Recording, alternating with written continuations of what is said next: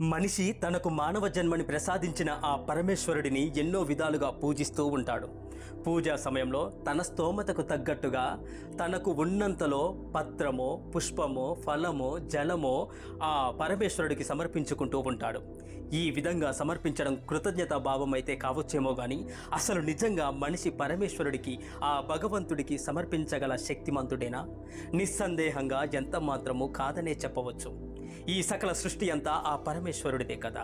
అలాంటి పరమేశ్వరుడికి భక్తుడు ఇచ్చే కానుకలు అత్యల్పమైనవే. కానీ ఏదో ఒకటి భగవంతుడికి సమర్పించకపోతే భక్తుడి మనసు ఊరుకోదే. పూర్వం ఒక సాధువు పూజలో ఒక్కొక్క ఉపచారాన్ని చేస్తూ భగవంతుడితో ఇలా విన్నవించుకున్నాడు: ఓ పరమేశ్వర, నీవు బ్రహ్మాండమంతా నిండి ఉన్నావు కనుక నిన్ను ఎలా ఆవాహన చేయాలి?